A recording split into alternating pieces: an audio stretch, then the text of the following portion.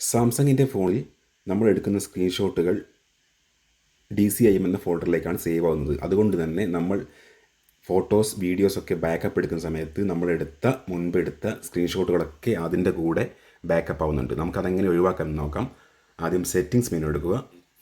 അതിൽ താഴെ advance features എന്നൊരു ഓപ്ഷൻ കാണാം, സെലക്ട് ചെയ്യുക. താഴെ screenshots and screen recording option കാണാം, സെലക്ട് ചെയ്യുക.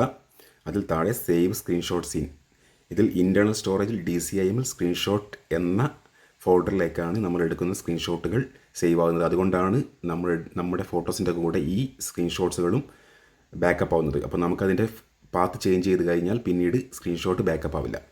സെലക്ട് ചെയ്യുക. എന്നിട്ട് ടോപ്പിൽ ഇൻറ്റേർണൽ സ്റ്റോറേജ് മെനു ക്ലിക്ക് ചെയ്യുക. എന്നിട്ട് ഏത് ഫോൾഡറിലേക്കാണ് നമുക്ക് ബാക്കപ്പ് എടുക്കേണ്ടത് ആ ഫോൾഡർ സെലക്ട് ചെയ്യുക. ഞാനിപ്പം ഡൗൺലോഡിലേക്കാണ് ഞാൻ ബാക്കപ്പ് എടുക്കുന്നത്. ഡൗൺലോഡ് സെലക്ട് ചെയ്തു.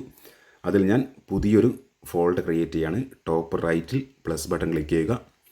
എന്നിട്ട് സ്ക്രീൻഷോട്ട്സ് എന്ന് പേര് കൊടുത്തു. നമുക്ക് എന്ത് പേരും കൊടുക്കാം. ഞാൻ സ്ക്രീൻഷോട്ട്സ് ആണ് കൊടുത്തത്. ക്രിയേറ്റ് ചെയ്യുക. എന്നിട്ട് ഈ ഫോൾഡർ സെലക്ട് ചെയ്യുക. താഴെ ഡൺ കൊടുക്കുക.